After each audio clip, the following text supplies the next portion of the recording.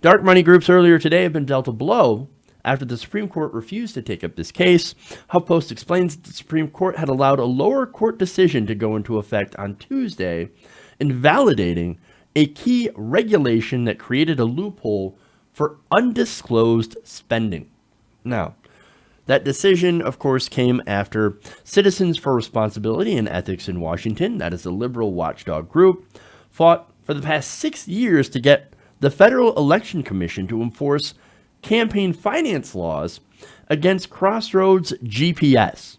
Now, Crossroads GPS, of course, is the Karl Rove funded so-called nonprofit group. Now, this means the Supreme Court, again, they did not take up this case. They said, look, the lower court, we're going to respect the lower court's decision on this dark money group. Now, that means that any group that runs as an independent expenditure, right? So what's an independent expenditure? That's an election ad that expressly calls for the election or defeat of a candidate. So that's what an independent expenditure is. And the new rules stipulate that any independent expenditure in excess of $250 will have to disclose all political donors above $200.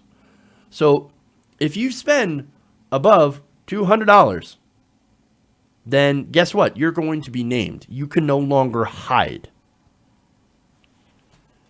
All those big donors will now be public. Wow.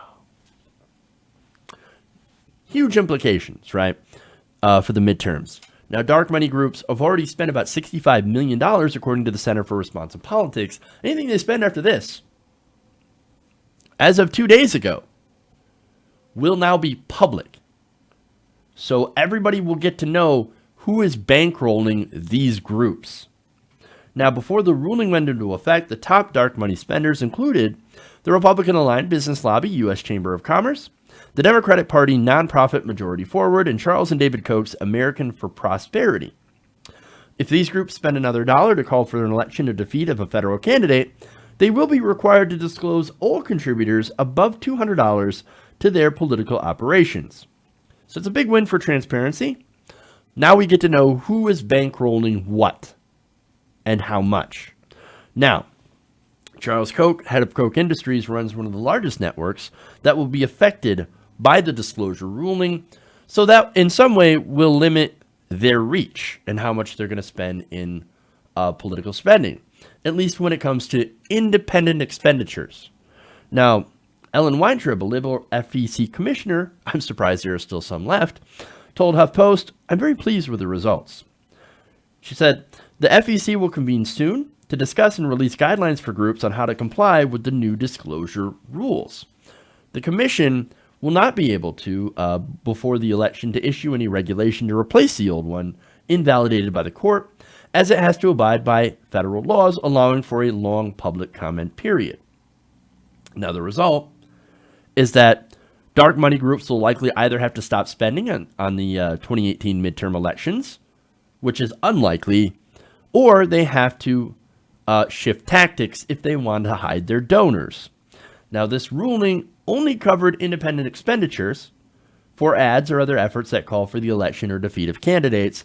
They can still spend on a lot of other things, including electioneering communications, better known as issue ads, which applies to spending by outside groups that stop short of calling for the election or defeat of a certain candidate. Now, it is not like it is a victory, but there is a lot left to go. There are still a lot of loopholes. There is still a lot of money in campaigns. Let's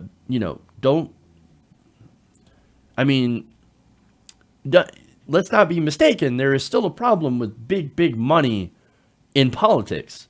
But this at least sheds some light on who is giving what. Now, this next step, of course, that we need to do, or at least the ultimate goal, is get all the money out of politics. Corporate, big donor, and union money. Get it all out. We don't need money out of politics. Our elections should be publicly funded. There is no reason why they can't be.